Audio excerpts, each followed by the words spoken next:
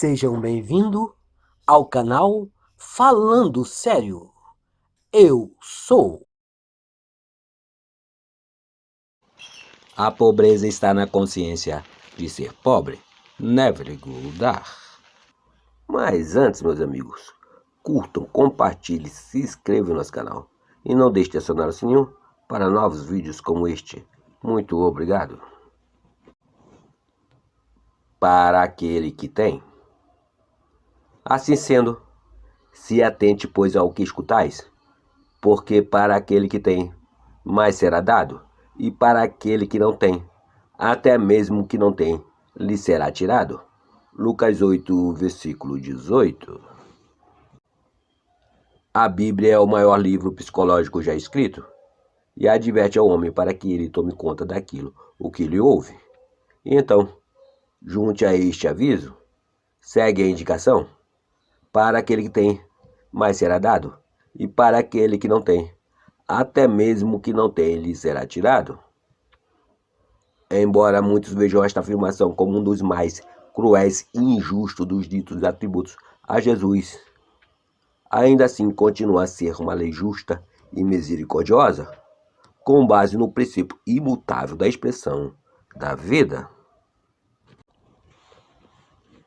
A ignorância do homem quanto à existência da lei não o justifica e nem o exime das suas consequências.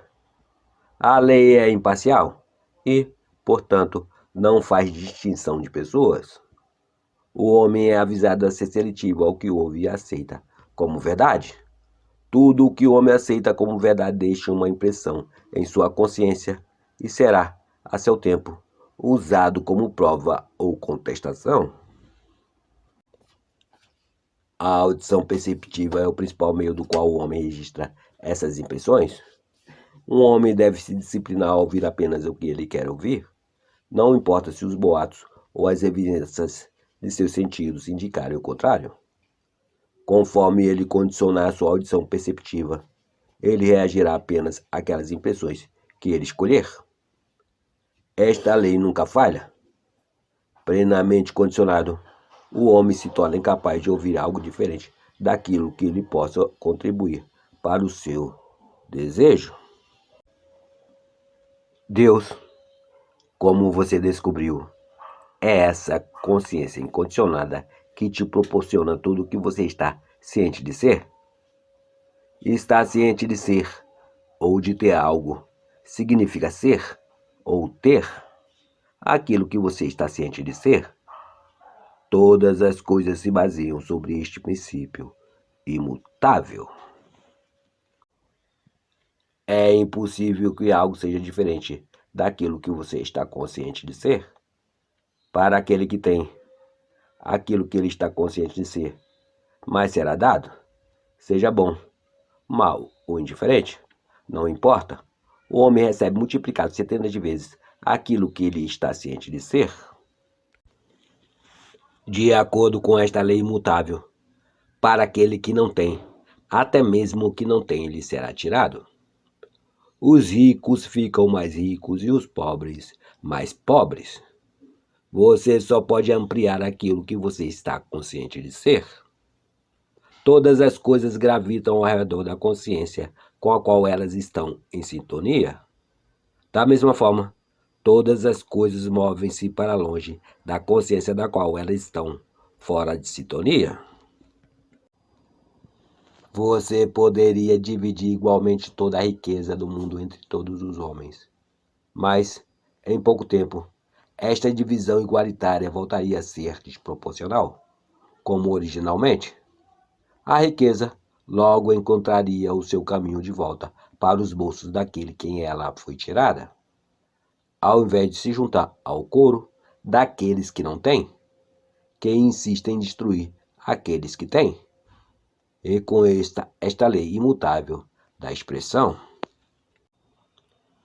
conscientemente afirme-se ser como você deseja ser. Uma vez definida, com sua afirmação conscientemente estabelecida, continue nesta confiança até que a recompensa seja recebida. Tão certo como o dia segue a noite, qualquer atributo conscientemente declarado se manifestará. Assim, aquilo que é para o mundo ortodoxo adormecido é uma lei injusta e cruel, se torna para o iluminado uma das verdades mais justas e misericordiosas já declaradas. Eu vim não para destruir, mas para cumprir. Mateus 5, versículo 17. Na verdade, nada é destruído. Qualquer destruição aparente é resultado de uma mudança de consciência. A consciência sempre preenche completamente o estado em que ela habita. O estado do qual a consciência se desvincula parece, para aqueles não familiarizados com esta lei, ficar destruído. No entanto, isto é apenas uma preparação para um novo estado de consciência. Afirme-se se é aquilo que você quer que seja completamente realizado em sua vida. Nada será destruído, tudo será cumprido. Para aquele que tem, mais será dado.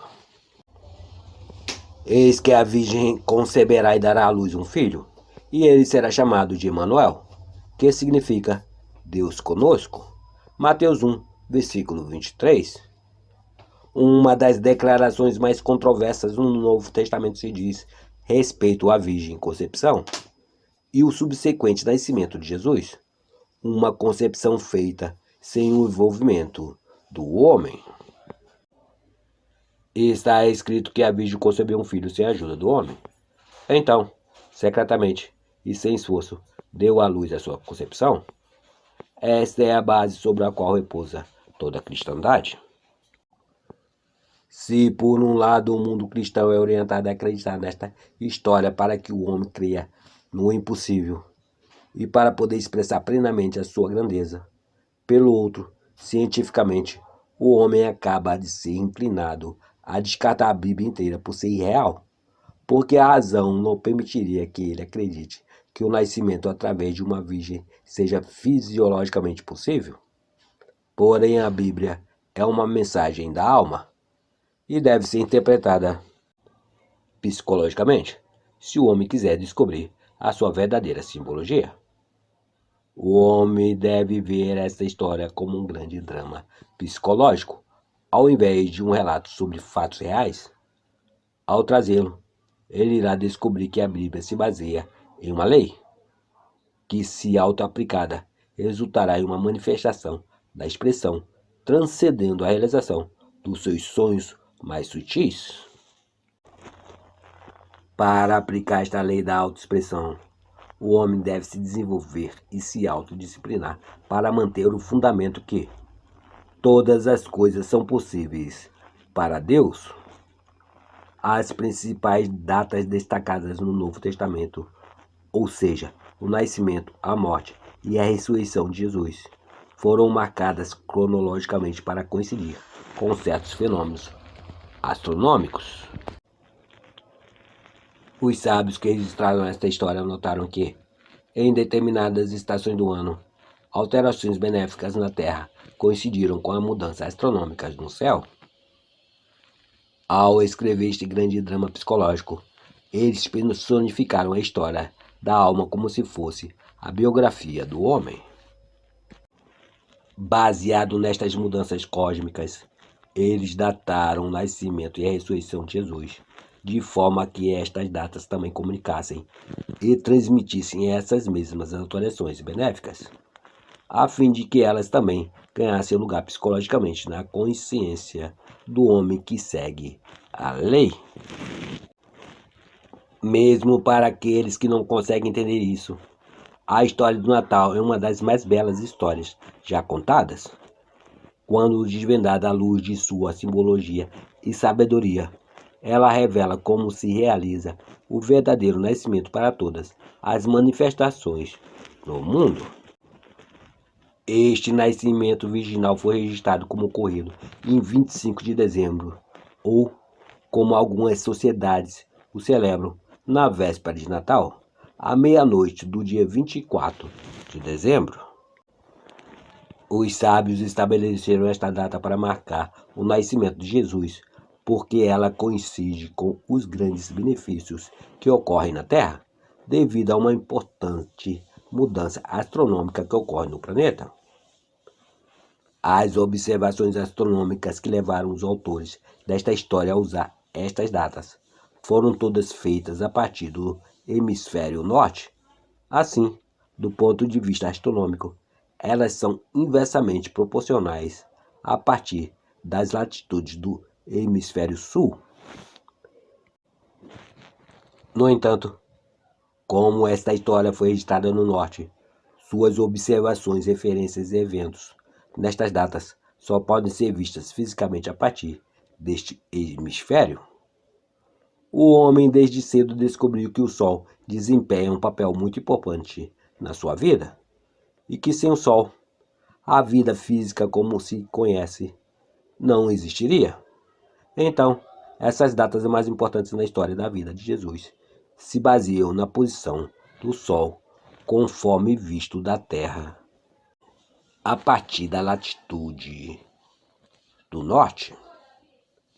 Depois que o Sol atinge o seu ponto mais alto nos céus, em junho, ele começa a cair gradualmente para o sul, levando com ele a vida do mundo vegetal. Então, quando se chega o inverno, em dezembro, quase tudo na natureza está aquietado, estéril e até mesmo congelado pelo frio. Se o Sol continuasse a descer para o sul, toda a natureza poderia ser congelada até a morte. No entanto, em 25 de dezembro, o Sol começa o seu grande movimento de retorno em direção ao norte, trazendo com ele novamente o calor da vida para o mundo, junto com a promessa da salvação. A cada dia que o Sol nasce mais alto nos céus, o homem ganha confiança de ser salvo da morte pelo frio e pela fome, pois ele sabe que enquanto o Sol mover para o norte e atravessar o Equador, toda a natureza se erguerá com ele novamente, e que assim ela será ressuscitada do seu longo sono de inverno. Apesar do Sol ainda não ter nascido, todos os dias começaram a partir da meia-noite, e como o Sol nasce no leste, oriente, e se põe no oeste, ocidente, os antigos diziam que o dia nascia a partir da constelação que à meia-noite ocupava o horizonte leste. Na véspera de Natal, ou à meia-noite do dia 24 de dezembro, a constelação que aparece neste horizonte é a constelação de Virgem. Então, por isso foi escrito que o Filho e Salvador do mundo nasceu de uma virgem. Também foi registrado que essa Virgem Mãe estava viajando durante toda a noite e que ela parou em uma pousada, onde foi dada a ela um único lugar disponível para passar a noite, que ficava na manjedoura entre os animais. E lá, onde os animais eram alimentados, os pastores encontraram a criança sagrada. Os animais no meio dos quais a Virgem Santíssima foi alojada são os animais das constelações do zodíaco. E neste constante rodízio circular das constelações do zodíaco está a Virgem, e no movimento que a Terra realiza entre estas constelações, que leva um ano completo, toda a meia-noite do dia 24 de dezembro, a constelação de Virgem aparece no horizonte leste, onde o Sol e Salvador do mundo começa sua jornada em direção ao norte. Narração: Cidinho de Assis. Curtam, compartilhem, se inscrevam no nosso canal e não deixem de acionar o sininho para novos vídeos como este. Muito obrigado, meus amigos. Fiquem com Deus. A sua consciência.